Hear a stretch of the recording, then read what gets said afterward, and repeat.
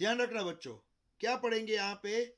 Orbital speed, total energy, time period of the satellite. Satellite earth के आसपास गोल घूम रहा है। मून जो है, मून भी सैटेलाइट का एक एग्जांपल है। मून अर्थ के आसपास घूम रहा है, उस तरह से मैन मेड सैटेलाइट भी हम भेजते हैं जो अर्थ के आसपास घूमते हैं। आपको मालूम होगा, इस तरह से ये जो अर्थ है, यहां पे एक मैं ड्रॉ कर रहा हूं, ये अर्थ जिसके आसपास सैटेलाइट जो होते हैं, मैन मेड सैटेलाइट हो या तो यहाँ पे आपको मालूम है मून भी एक सैटेलाइट है, नेचुरल सैटेलाइट हमारा। तो वो क्या करते हैं, वो अर्थ के आसपास इस तरह से गोल घूमते हैं। आपको मालूम है ये सैटेलाइट अगर इस तरह से गोल घूमेंगे, देखो बच्चों, तो वो सैटेलाइट कितनी स्पीड से गोल घूमते हैं, उसकी ऑर्बिटल स्पीड भी हमें चाहिए। तो यहाँ पे ये सैटेलाइट जिसका मास होगा स्मॉल एम, ये है अर्थ जिसका मास होगा एमी। समझ में आ रहा है बच्चों? ध्यान रखना। तो यहां पे जो मैंने सैटेलाइट ड्रॉ किया है, उसका अर्थ के सेंटर से जो डिस्टेंस होगा वो होगा स्मॉल आर। अर्थ के सेंटर से सैटेलाइट तक का डिस्टेंस स्मॉल आर होगा, और वो स्मॉल आर होगा आर ई, और अर्थ की सरफेस से हाइट एच, वो होगा आर ई प्लस एच जितना वो डिस्टेंस। तो अर्थ के सेंटर से सैटेलाइट तक का distance R E plus H, total distance R E plus H means small R हम लिखेंगे। तो यहां पे सैटेलाइट जो है वो अर्थ के आसपास घूम रहा है। देख लो बच्चों, यहां पे सैटेलाइट अर्थ के आसपास घूम रहा है। यहां पे उसका घूमने का जो ये पूरा रास्ता, ऑर्बिट भी मैंने दिखा दी है। यहां पे जो ऑर्बिट है, पूरी ऑर्बिट, वो भी मैंने यहां पे आपको दिखाई है, देख लो आप। अब क्या होगा देखो बच्चों, अब यहां पे हम देखेंगे कि ये सैटेलाइट पे कौन कौन से फोर्स लग रहे हैं। ये सैटेलाइट पे तो सिंपल सी बात है, ये जो सैटेलाइट है जब वो घूमेगा अर्थ के आसपास, तो सेंट्रीफ्यूगल फोर्स सेंटर से अपोजिट डायरेक्शन में, सेंटर से अपोजिट डायरेक्शन में जो फोर्स लगता है, सेंट्रीफ्यूगल फोर्स, वो है M V square upon centre से सैटेलाइट का डिस्टेंस जो आर है, M V square upon R. ये जो है वो सेंट्रीफ्यूगल फोर्स है। जब सैटेलाइट गोल घूमता है तो सेंटर से अपोजिट डायरेक्शन में ये लगता है। एम क्या है? M mass of the satellite. V क्या है? वी ये सैटेलाइट जो गोल घूम रहा है उसकी ऑर्बिटल स्पीड, जिसको मैं ऑर्बिटल स्पीड है इसलिए वी ओ लिख रहा हूं, ऑर्बिटल स्पीड वी ओ। और नीचे जो है वो ये दोनों, ये डिस्टेंस है centre to satellite, centre to satellite distance small R है। ओके, तो अब क्या होगा, यही सैटेलाइट पे सेंटर से दूर ये सेंट्रीफ्यूगल फोर्स लगेगा। दूसरी बात, ये सैटेलाइट और अर्थ के बीच में, ये सैटेलाइट और अर्थ के बीच में दूसरा फोर्स लगेगा, ग्रेविटेशनल एट्रैक्टिव फोर्स। सैटेलाइट को एट्रैक्ट करके रखेगी ये अर्थ, तो ये दोनों के बीच में ग्रेविटेशनल एट्रैक्टिव फोर्स लगेगा, और वो होगा F equals to G M E M upon R square. तो ये दोनों ही फोर्स अपोजिट डायरेक्शन में है, और जब ये दोनों ही फोर्स इक्वल हो जाएंगे, तब सैटेलाइट ना तो दूर जाएगा अर्थ से, ना तो अर्थ के नजदीक आएगा। समझ में आ रहा है? ये सैटेलाइट ना तो अर्थ से दूर जाएगा, ना तो अर्थ के नजदीक आएगा, वो बस इतने डिस्टेंस पे ही रह के गोल घूमेगा। सैटेलाइट गोल क्यों घूमता है? क्योंकि जब सेंट्रीफ्यूगल फोर्स और ग्रेविटेशनल एट्रैक्टिव फोर्स दोनों ही अगर सेम हो जाते हैं, तो ये सैटेलाइट पूरी लाइफ आर डिस्टेंस पे ही घूमता ही रहेगा। समझ में आ रहा है? वो आर डिस्टेंस पे ही घूमता ही रहेगा। तो ये सैटेलाइट कितने डिस्टेंस पे, सेंटर से आर डिस्टेंस पे वो पूरी लाइफ घूमता ही रहेगा। लेकिन कंडीशन क्या होगी, कंडीशन क्या होगी कि सैटेलाइट घूमता ही रहे, तो उसकी कंडीशन होगी centrifugal force M V naught square upon R equals to gravitational attractive force G M E M upon R square. ये कंडीशन है। देखो दोनों ही फोर्स इक्वल होने चाहिए बच्चों, तो अब सैटेलाइट घूमता ही रहेगा, अर्थ के आसपास घूमता ही रहेगा। ये कंडीशन है। देखो अब मैंने क्या किया, दोनों को इक्वेट किया है, दोनों फोर्स को। अब मैं क्या करूंगा, वी नॉट को लेफ्ट हैंड साइड रखूंगा और बाकी का एक आर आर कट हो जाएगा, एक एम कट हो जाएगा, तो we naught square equals to आपको यहां पे मिलेगा G M E upon R. आप सिंप्लीफाई करोगे ना तो आपको मिलेगा V naught square equals to G M E upon R मिलेगा। तो आपको ऑर्बिटल स्पीड का इक्वेशन मिल गया बच्चों, सैटेलाइट की orbital speed, orbital speed of the satellite. बहुत ही इजी है। Orbital speed of the satellite V naught equals to under root ji M E upon R, finished. और कुछ नहीं है, अर्थ के आसपास जो भी सैटेलाइट गोल घूमेगा उसकी ऑर्बिटल स्पीड इतनी होगी, फिनिश्ड। समझ में आ रहा है, और कुछ भी नहीं है इसके अंदर।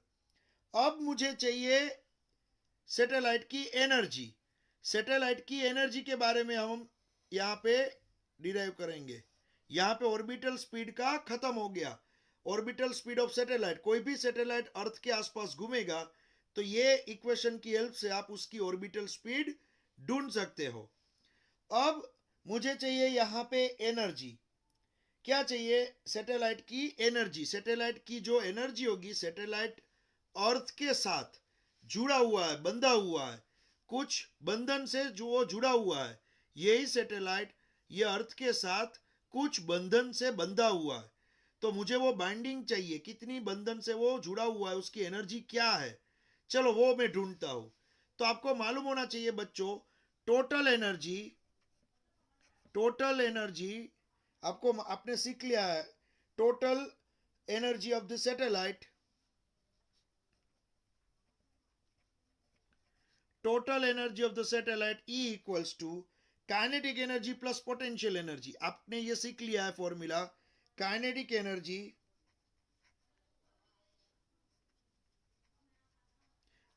Energy plus potential energy.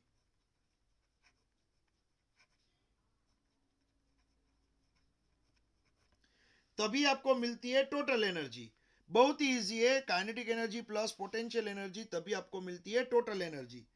अब यहां पे total energy E equals to kinetic energy क्या होगी, तो बहुत सिंपल है। काइनेटिक एनर्जी, सैटेलाइट की काइनेटिक एनर्जी होती है हाफ एम, और सैटेलाइट भागता है वी नॉट स्पीड से, तो वी नॉट स्क्वायर। तो सैटेलाइट की काइनेटिक एनर्जी होगी half M V naught square. और आगे के लेक्चर में पोटेंशियल एनर्जी मैंने बहुत डिटेल में पढ़ाया था। तो आपको मैंने बोला था पोटेंशियल एनर्जी जब भी आपको दिखे तब आप क्या लिखोगे, माइनस जी बड़ा ऑब्जेक्ट छोटा object divide by distance, finish. ये है पोटेंशियल एनर्जी। तो यहाँ पे minus G M E, mass of earth, mass of satellite upon दोनों के बीच का centre to centre distance small R, ये हो गया पोटेंशियल एनर्जी। अब हम क्या करेंगे, यहाँ पे ना बच्चों वी नोट की जो वैल्यू है ना, वी नोट की वैल्यू यहाँ पे जो आपको फॉर्मूला दिख रहा है, यही वी नोट का यहाँ पे रख देंगे। यहाँ पे वी नोट स्क्वायर है, देखो यहाँ पे क्या है, वी नोट स्क्वायर। तो यहाँ पे अंडर रूट निकाल के यही वी नोट यहाँ पे रख देंगे। ओके, तो देखो आप यहाँ पे वी नोट स्क्वायर है, तो यहाँ पे सिंप्लीफाई हम करेंगे ना, तब आपको मिलेगा यहाँ पे हाफ एम, फिर यहाँ पे G M E upon R. क्या होगा, half M G M E upon R, और यहाँ पे ये प्लस और माइनस माइनस, और यहाँ पे ये हो जाएगा G M E M upon R. अब आप एक काम करो, इसमें से जो भी कॉमन निकल रहा है वो कॉमन निकाल के आप सिंप्लीफिकेशन करोगे ना, इसमें से जो भी कॉमन निकल रहा है कॉमन निकालो और इसको सिंप्लीफाई करो। इसको जब सिंप्लीफाई करोगे तब आपको एनर्जी ऑफ सैटेलाइट मिल जाएगी। सैटेलाइट की energy minus G M E M upon 2r, ये मिल गई हमें सैटेलाइट की एनर्जी। अभी भी सैटेलाइट इतनी एनर्जी से अर्थ के साथ जुड़ा हुआ है। देखो, अगर ये एनर्जी आपने प्लस फॉर्म में दे दी तो सैटेलाइट अर्थ की ऑर्बिट में से भाग के अर्थ से बहुत दूर चला जाएगा। अभी भी देखो इतना उस पे बंधन है, minus G M E M upon 2r, minus energy है। देखो सैटेलाइट की कैसी एनर्जी है, माइनस। अगर आपने प्लस फॉर्म में दे दी, यही एनर्जी आपने प्लस फॉर्म में दे दी, तो ये जो सैटेलाइट अर्थ के आसपास जो घूम रहा है, अगर यही सैटेलाइट को प्लस फॉर्म में एनर्जी दे दी तो ये सैटेलाइट अर्थ के ग्रेविटेशन फील्ड में से बाहर चला जाएगा, स्पेस में चला जाएगा। समझ में आ रहा है, ये सैटेलाइट अर्थ के ग्रेविटेशन फील्ड में से बाहर चला जाएगा, स्पेस में चला जाएगा, लेकिन आपको एनर्जी इतनी देनी पड़ेगी, इतनी पॉजिटिव। तो अभी तो वो इतनी नेगेटिव एनर्जी से वो जुड़ा हुआ है, बंधा हुआ है। सामने उतनी पॉजिटिव दे दोगे तो वो अर्थ के आसपास नहीं घूमेगा, बहुत ही दूर चला जाएगा। तो यहाँ पे आपको टोटल एनर्जी का इक्वेशन भी चाहिए था। तो कभी भी एग्जाम में पूछे स्पीड ऑफ सैटेलाइट, तो ये है ऑर्बिटल स्पीड ऑफ सैटेलाइट का इक्वेशन। ये यहाँ पे आप जो देख रहे हो वो है ऑर्बिटल स्पीड का इक्वेशन। फिर total energy of satellite, total energy satellite की जब बात होगी तो टोटल एनर्जी ऑफ सैटेलाइट यहाँ पे आपको दिख रहा है, ये हो जाएगा टोटल एनर्जी ऑफ सैटेलाइट का इक्वेशन। अब बात होगी टाइम पीरियड की। अब बात होगी यहाँ पे टाइम पीरियड। देखो मैं टाइम पीरियड का मीनिंग क्या है, ये सैटेलाइट यहाँ पे है, पूरा घूम के फिर से यहाँ पे आएगा तो कितना टाइम लिया, सैटेलाइट ने एक पूरा राउंड घूमने में कितना टाइम लिया। यहाँ पे वो है, पूरा घूम के यहाँ पे आएगा तो वो कितना टाइम लेगा, उसको मैं बोलूंगा time period of the satellite. तो अब मैं जो डिराइव करने जा रहा हूं वो है टाइम पीरियड का equation, time period of the satellite, time period of the satellite. चलो इसमें हम क्या करेंगे, time period of the satellite में हम क्या करेंगे। पहले मुझे एक बात बताओ बच्चों, आपको मालूम है आप ऑलवेज स्पीड का इक्वेशन क्या लिखते हो, स्पीड डिस्टेंस अपॉन टाइम, ये आप लिखते हो, कवर डिस्टेंस अपॉन टाइम, ये स्पीड का नॉर्मल इक्वेशन आपको मालूम है। तो मुझे एक बात बताओ बच्चों, ये सैटेलाइट ऑर्बिट में घूम रहा है, ये यहां पे है, घूम के वापिस यहां पे आएगा। अगर घूम के वापिस यहां पे आएगा तो सरकमफरेंस जितना डिस्टेंस कवर होगा ना, बहुत सिंपल सी बात है, सरकमफरेंस जितना डिस्टेंस कवर होगा तो यहाँ पे जो डिस्टेंस होगा ना बच्चों, डिस्टेंस यहाँ पे वो होगा 2πr, सरकमफरेंस जितना डिस्टेंस होगा। और टाइम की जो बात हम करने वाले हैं, तो पूरा एक सर्कल घूमने में जो टाइम लगता है उसको तो मैंने अभी बताया, उसको तो मैं कैपिटल टी बोलूंगा, टाइम पीरियड ऑफ सैटेलाइट। तो यहाँ पे पूरा सर्कल घूमने में जो टाइम लगेगा उसको मैं बोलूंगा capital T, time period of this satellite.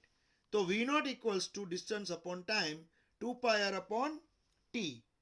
अब क्या होगा बच्चों, यहां पे आपको मैंने सिखाया था ये इक्वेशन, ये पहला equation,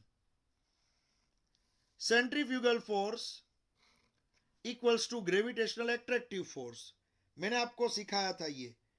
mv0 square upon r equals to gmem upon r square, ये इक्वेशन मैंने सिखाया था। हम क्या करेंगे, यही इक्वेशन में v नोट की वैल्यू रख देंगे। v नोट की कौन सी वैल्यू, तो यहां पे जो दिख रही है ना, वो समझ में आ रहा है, यहां पे जो दिख रही है वही वैल्यू हम इसमें रख देंगे। यहां पे centrifugal force equals to gravitational attractive force, हम इसमें ही रख देंगे v नोट की वैल्यू। चलो, तो अब कुछ नहीं करना है, हमें इक्वेशन लिखना है। यहां पे मैं लिख रहा हूं equation, M V naught square upon R equals to G M E M upon R square, M V naught square upon R equals to G M E M upon R square. अब उसमें we not की ये ऊपर वाली value रखनी है, तो यहां पे मुझे क्या मिलेगा, देखो, मैं m का m अपॉन ये r लिखूंगा, फिर यहां पे जो वी नॉट स्क्वायर है, तो यहां पे 2 का square 4 pi square 4 pi square R square upon यहां पे लिखूंगा मैं टी स्क्वायर। ये क्या हुआ, देखो आप, 4 pi square R square upon T square, ये हुआ वी नॉट स्क्वायर का यहाँ पे फॉर्मूला मैंने पुटअप कर दिया। और फिर क्या है, right hand side G M E M upon R square, तो ये हो गया G M E M upon R square. अब मैं क्या करूंगा, टी को लेफ्ट हैंड साइड रखूंगा और कुछ नहीं। यहाँ पे जो टाइम पीरियड ही चाहिए था ना मुझे, तो मैं टी को लेफ्ट हैंड साइड रखूंगा। यहाँ पे टी स्क्वायर है, टी स्क्वायर को लेफ्ट हैंड साइड रखूंगा, तो टी स्क्वायर इक्वल्स टू आपको मिलेगा 4 pi square upon G M E R cube. आपको इस तरह से मिलेगा, देख लो आप, T square equals to 4 pi square upon G M E into, ये बाहर लिखा है मैंने, आर क्यूब। समझ में आ रहा है, तो यहां पे आप देख सकते हो ये हुआ एक टाइम पीरियड का इक्वेशन, यहां पे टाइम पीरियड का स्क्वायर है, उसका एक इक्वेशन हुआ, जिसमें आप देख सकते हो 4 कांस्टेंट, पाई कांस्टेंट, जी कांस्टेंट, एम ई कांस्टेंट, ये पूरा बंच कांस्टेंट है। तो वेरी क्या होगा, अर्थ के सेंटर से सैटेलाइट का डिस्टेंस आप वेरी कर सकते हो। तो जैसे आपने यहां से सैटेलाइट का डिस्टेंस, ये अगर डिस्टेंस वेरी किया, तो ये अर्थ का घूमने का जो टाइम पीरियड होगा उसमें भी चेंज आएगा। मान लो ये सैटेलाइट आप थोड़ा दूर ले गए और सैटेलाइट दूर जाके घूम रहा है, तो उसका टाइम पीरियड बढ़ जाएगा। यही सैटेलाइट पास आया और पास आके वो घूम रहा है, तो उसका टाइम पीरियड कम हो जाएगा। क्योंकि यहां पे आपको दिख रहा है बच्चों, यहां पे आपको दिख रहा है ये टी स्क्वायर और ये सभी चीज तो कांस्टेंट है, इसलिए proportional to R cube. T square proportional to R cube, time period का स्क्वायर प्रोपोर्शनल टू क्या होता है, आर क्यूब, जो केपलर्स थर्ड लॉ में भी हमने सीखा था। याद करो, Kepler's third law, Kepler's third law में क्या था, याद करो, time period square proportional to semi major axis cube, ये हमने सीखा था केपलर्स थर्ड लॉ में। याद है आपको, केपलर्स थर्ड लॉ में सीखा था time square proportional to semi major axis cube. तो यहां पे वो semi major axis distance cube ही है और ये टाइम स्क्वायर ही है। तो यहां पे केपलर्स थर्ड लॉ भी आपने देख लिया कि ये सही है। देखो, तो ये टाइम पीरियड का इक्वेशन ये होगा, और एग्जैक्ट अगर आपको चाहिए, अभी ये तो टी स्क्वायर का इक्वेशन है, अगर एग्जैक्ट आपको इक्वेशन चाहिए तो यहां पे मैं लिख सकता हूं इस तरह से, t इक्वल्स टू, यहां पे मैं इस तरह से लिख सकता हूं, under root of 4 pi square R cube upon G M E. ये हो गया टाइम पीरियड का एक फाइनल इक्वेशन, सैटेलाइट का time period, under root 4 pi square R cube upon G M E, जहां पे आर क्या है, small R, R E plus H है, याद रखना। यहां पे स्मॉल आर क्या है, आर ई प्लस एच। तो यहां पे आपको मिल जाएगा ये सैटेलाइट के टाइम पीरियड का भी इक्वेशन, सैटेलाइट के टाइम पीरियड का ये इक्वेशन आपको मिल गया। तो यहां पे 3 टॉपिक मैंने आपको पढ़ा है बच्चों, एक तो orbital speed of satellite, first ये, फिर total energy of satellite, second ये, और यहाँ पे ऑर्बिटल स्पीड ऑफ सैटेलाइट, ये है टोटल एनर्जी ऑफ सैटेलाइट, और ये है टाइम पीरियड ऑफ सैटेलाइट। यहाँ पे हमने टोटल 3 इक्वेशन मैंने पढ़ा है, और ये 4 मार्क में बहुत ही इंपॉर्टेंट थियरी है। 4 मार्क के लिए ये बहुत ही इंपॉर्टेंट, 4 या 5 मार्क में पूरा सैटेलाइट ही दिया हुआ है। देखो पूरे सैटेलाइट के बारे में ही है। पहले तो इसका स्क्रीनशॉट ले लो आप, पहले तो इसका स्क्रीनशॉट आप ले लो अच्छी तरह से। चलो दिख रहा है सभी को? स्क्रीनशॉट ले लो फटाफट, इसका स्क्रीनशॉट ले लो फटाफट।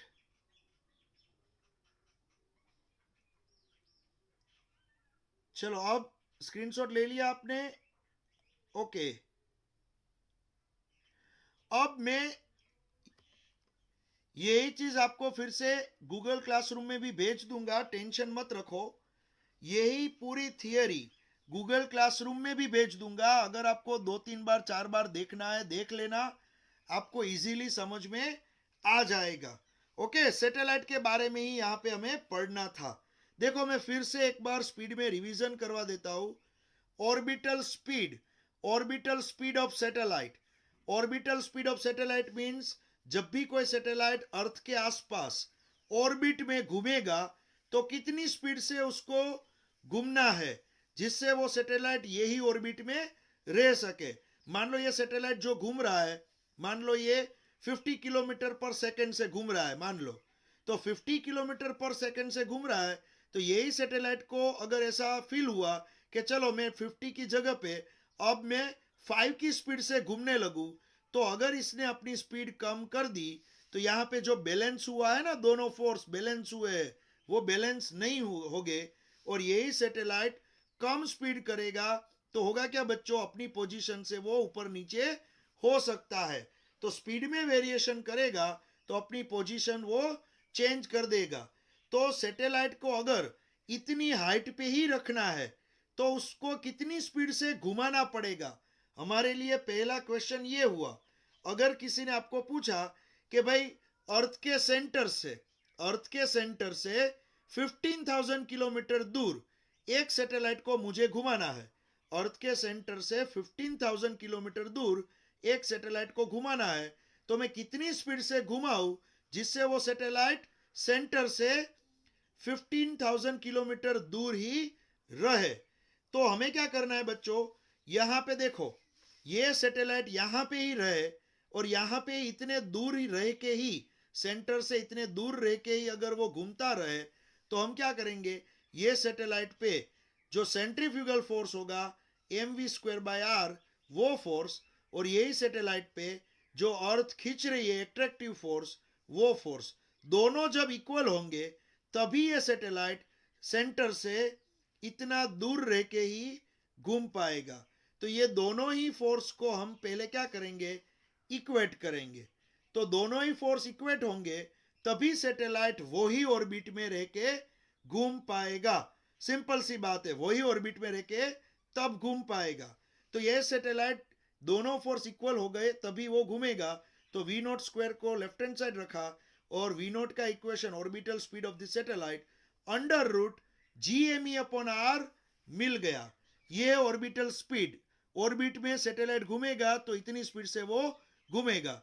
मान लो अगर आपको किसी ने पूछा, एग्जांपल में दे रहा हूं, मैं एग्जांपल यहां पे लिख रहा हूं, मान लो किसी ने पूछा कि अर्थ के सेंटर से 15,000 किलोमीटर दूर सैटेलाइट को रखना है, 15,000 किलोमीटर दूर, जिसको मीटर में कन्वर्ट करना पड़ेगा, आपको कोई सैटेलाइट को रखना है, तो आप कितनी स्पीड दोगे। अब जी की वैल्यू कांस्टेंट है 6.67 into 10⁻11 newton metre square upon KG square.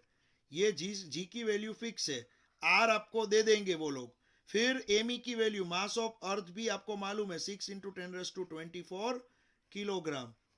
तो यहाँ पे तीनों चीज आप यहाँ पे रखोगे ना बच्चों, तीनों चीज, और उसका अंडर रूट करोगे ना, तो आपको तुरंत ही वो सैटेलाइट, इतनी हाइट पे जो सैटेलाइट रखना है उसकी स्पीड मिल जाएगी।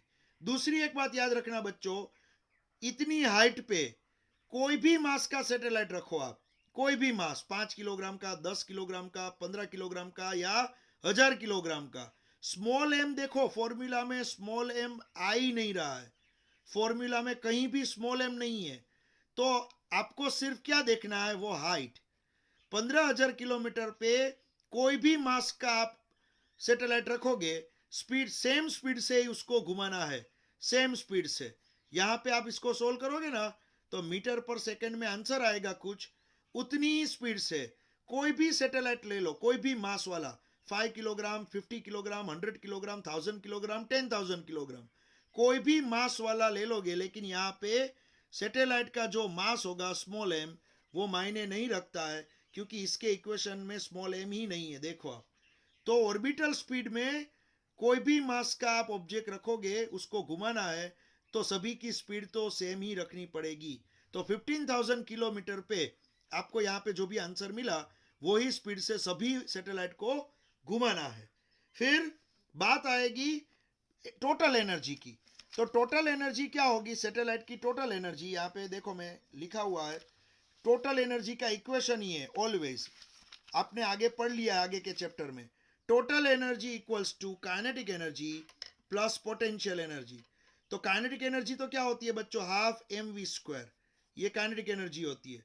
और आगे के लेक्चर में मैंने पोटेंशियल एनर्जी के बारे में पूरा लेक्चर दिया था। कभी भी पोटेंशियल एनर्जी वर्ड आपको दिखे तो इक्वेशन होगा minus G M E M upon R.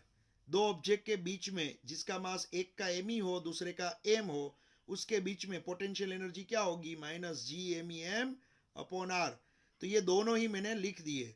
अब ये जो आपको दिख रहा है ना बच्चों, ये चीज, इसका ये इक्वेशन वी नोट का इक्वेशन आप यहां पे रख दोगे, वैल्यू पुटअप कर दोगे वी नोट स्क्वायर की जगह पे।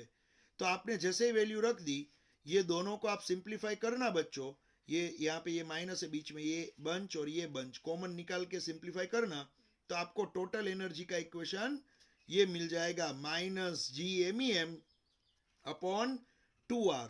ये टोटल एनर्जी ऑफ सैटेलाइट मिल जाएगी। फिर थर्ड टाइम पीरियड की बात होगी। थर्ड, तो टाइम पीरियड क्या है बच्चों, देखो सैटेलाइट जब एक पूरा सर्कल घूमता है, यहां से लेके पूरा एक सर्कल, वन सर्कल, तो उसमें जो टाइम लगता है उसको ही हम टाइम पीरियड बोलते हैं। तो यहाँ पे क्या होगा बच्चों, देखो time period of this satellite, satellite का टाइम पीरियड हमें चाहिए, तो हम पहले स्पीड का इक्वेशन लेंगे, speed equals to distance upon time. Distance क्या होगा, एक पूरा गोल सर्कल घूमने का distance 2 pi R circumference divide by एक सर्कल घूमने का time capital T, time period. तो ये वी नोट की जो वैल्यू है, वी नोट की यहाँ पे जो आपको एक फॉर्मूला दिखा, ये जो वी नोट का फॉर्मूला दिखा, वो आप कौन से इक्वेशन में, यहाँ पे जो पहला इक्वेशन हमने लिखा था ना, centrifugal force equals to gravitational attractive force, उसमें ही आप रख दोगे। ये वी नोट जो है ना, वो आप उसमें ही रख दोगे ये इक्वेशन में। देखो यहाँ पे एक इक्वेशन दिख रहा है, आपने वी नोट का इसमें रख दिया। अब क्या होगा, जैसे ही आप रखोगे, फिर तो बच्चों और कुछ नहीं करना है, सिंप्लीफिकेशन करना है। सिंप्लीफिकेशन करोगे और ये आपको रिजल्ट मिलेगा, T square equals to 4 pi square upon G M E into R cube. तो यहाँ पे ये मैंने अलग क्यों लिखा हुआ है ब्रैकेट में, क्योंकि ये कांस्टेंट है और ये कांस्टेंट होगा पूरा बल्क। तो टी स्क्वायर प्रोपोर्शनल टू, आपको मालूम है ना कांस्टेंट निकलता है तो प्रोपोर्शनल साइन लगती है, तो ये कांस्टेंट निकाल दोगे तो यहाँ पे प्रोपोर्शनल लिख सकते हैं। तो T square proportional to R cube. तो टाइम पीरियड स्क्वायर, कोई भी सैटेलाइट का time period square proportional to क्या होता है, उसकी जो यहाँ पे रेड या जो घूम रहा है डिस्टेंस पे, वो डिस्टेंस के क्यूब के जितना। तो ये यहाँ पे आपको टाइम पीरियड का एक रिलेशन मिला डिस्टेंस के साथ। फिर अगर आपको टी का ही इक्वेशन चाहिए, ये तो टी स्क्वायर का है, लेकिन टी का ही इक्वेशन चाहिए, तो ये इक्वेशन को हम अंडर रूट कर देंगे, तो 4 pi square R cube upon G M E, जिसमें स्मॉल आर क्या है बच्चों, आर ई प्लस एच है। ओके, तो यहाँ पे ये तीनों ही चीज, orbital speed, total energy and time period of this satellite मैंने यहाँ पे डिराइव किया है। इसको एक्सप्लेन करके अच्छी तरह से एग्जाम में लिखना है, तभी आपको 4-5 मार्क मिलेंगे। मैंने तो सिर्फ डेरिवेशन किया है, शॉर्ट में आपको समझ में आए इस तरह से माइंड चार्ट ही बनाया है। आप तो सिर्फ टेक्स्ट बुक में से रीड करके डिटेल में लिखोगे। ओके,